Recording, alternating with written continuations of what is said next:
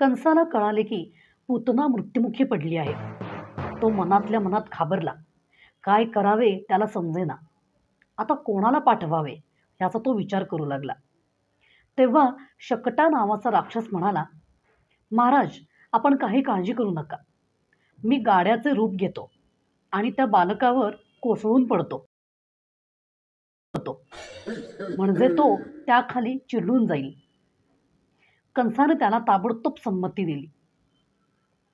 इकडे कृष्ण पालथा पडू लागला होता, म्हणून नंदाने कौतुकाने उत्सव केला. एके दिवशी अंगणात छोट्याशा पलंगावर कृष्णाला यशोदेने झोपवले होते. रविराजाचे कोवळे ऊन पडले होते. सकाळी गवळी गायी घेऊन गेले होते. बाळाच्या अंगाखाली आणि अंगावर मऊ मऊ वस्त्र होते. अंगणात त्याला तसेच ठेवून काही कामासाठी यशोदा आत गेली होती. तेवढ्यात शकटासूर अंगणातल्या एका गाड्यात सूक्ष्म रूपाने शिरला. तो गाडा सरकत सरकत कृष्णाकडे जाऊ लागला. तो एकदम त्याच्या अंगावर उलटून पडणार तेवढ्यात कृष्णाने पटकन पाय झटकला. एकदम मोठा आवाज झाला.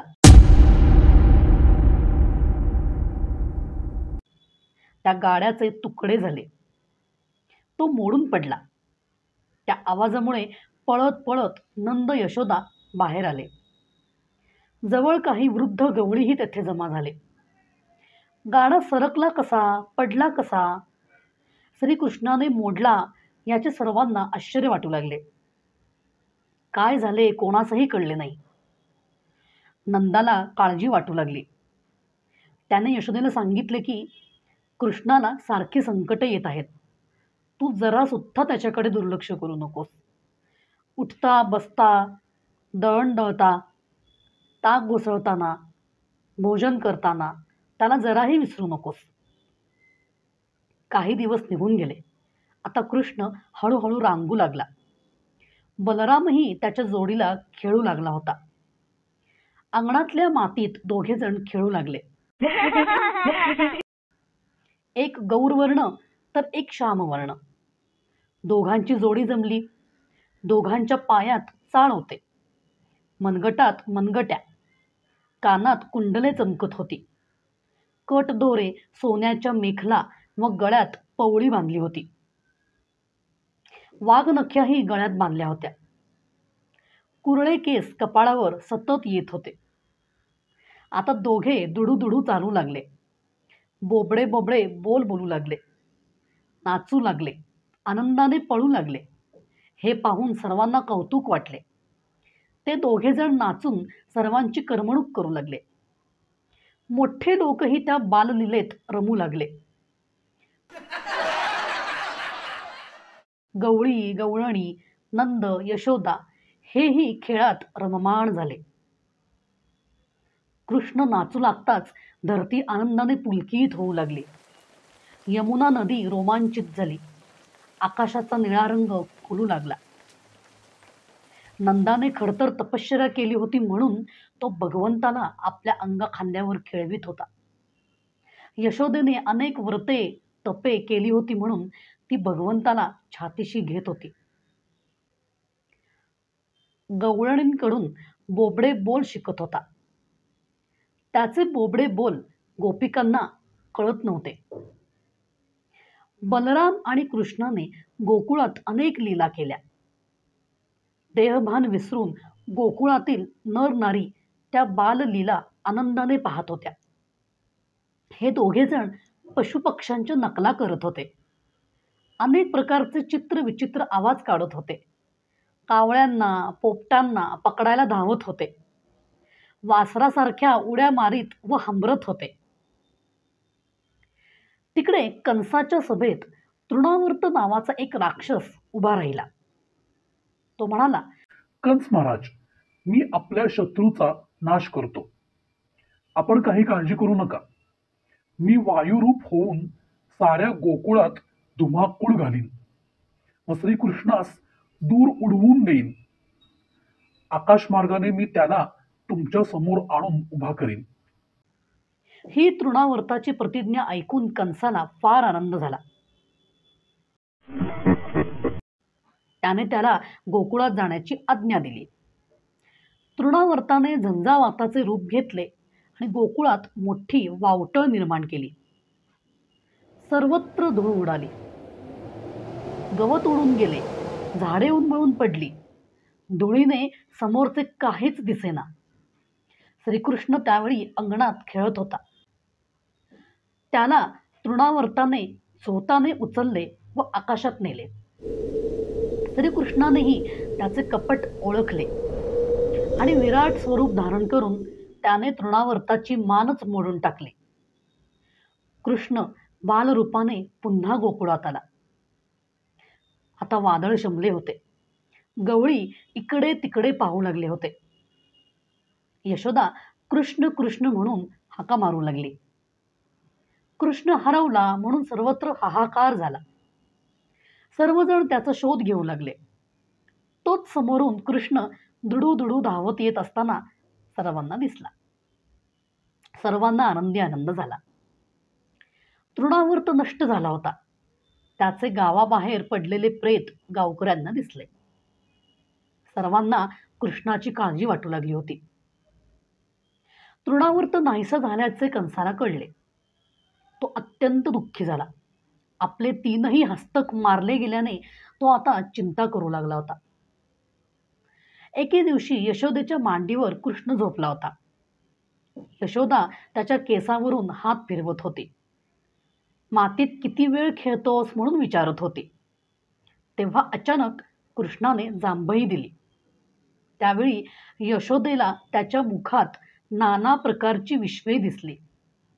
ब्रह्मांड मालिकाच दिसू लागल्या. कृष्ण आणि यशोदा कृष्णाच्या मुखात दिसू लागले. यशोदेचे भान हरपले. तिला आपण स्वप्नात आहोत का जागे आहोत हेही कळेना. कृष्णाने त्याची माया आवरून घेतली व आई यशोदेच्या मांडीवर शांत झोपी गेला. यशोदा पूर्णपणे सावध झाली. तिने ओळखले की कृष्ण म्हणजे आपला बाळ नव्हे, तो शेषशाही विष्णू आहे आणि बलराम शेष आहे. पण पुन्हा मायेच्या चक्रात ती सापडली.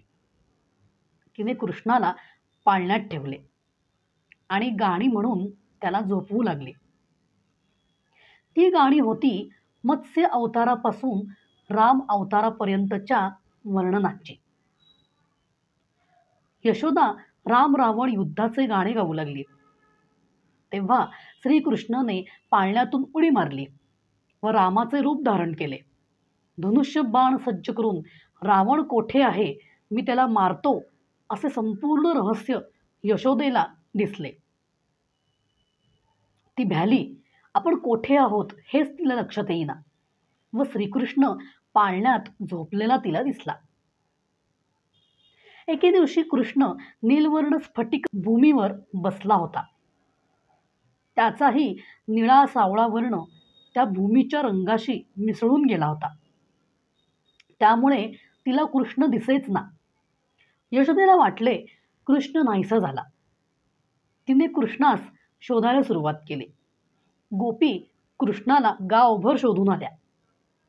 यशोदेला कृष्ण अंगणात जवळ असूनही दिसला नाही. भगवंत आपल्या आतमध्ये असूनही दिसत नाही अशी अवस्था यशोदेची झाली होती. एवढ्यात आई आई म्हणून हाक मारीत श्रीकृष्ण यशोदेकडे येऊ लागला. श्रीकृष्ण हल्ल्यामुळे तो तिला लगेच दिसला. तेव्हा यशोदेसह सर्वजण हसू लागले.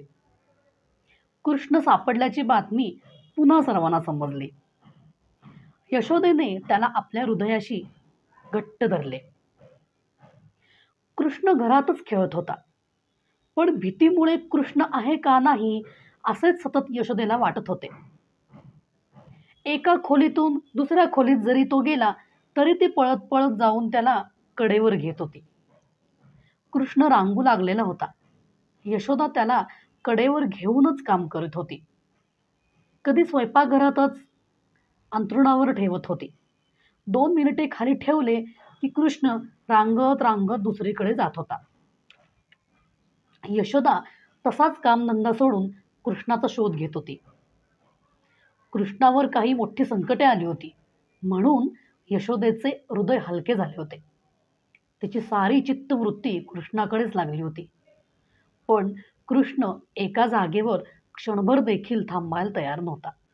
कधी तो पांघरुणात लपून बसे आणि आई घाबरून सर्वत्र त्याला शोधत असे. एके दिवशी कृष्ण कोठे दिसेच ना म्हणून तिने पळत पळत जाऊन नंदाला सांगितले. दोघांनीही घरातल्या सर्व खोल्या पाहिल्या. आजूबाजूच्या घरातही शोध घेतला, पण कृष्ण कोठेच सापडला नाही. यशोदा धीर सोडून रडू लागली. आजूबाजूच्या गोपी जमा झाल्या. त्यांनी विचारले की काय झाले हो, कृष्ण कोठे सापडे ना हो. यशोदा रडत रडत सांगू लागली. गोपीने विचारले, कृष्णास कोठे झोपवले होते. यशोदा गोपींना घेऊन कृष्णास झोपवलेल्या ठिकाणी घेऊन गेली. गोपीने अंथरुणाच्या कडेला पांघरुण उघडून पाहिले तर आत कृष्ण होता. पांघरुण काढताच तो खुदू हसू लागला. त्यामुळे गोपी हसल्या व गोपी हसल्यामुळे यशोदाही हसू लागली.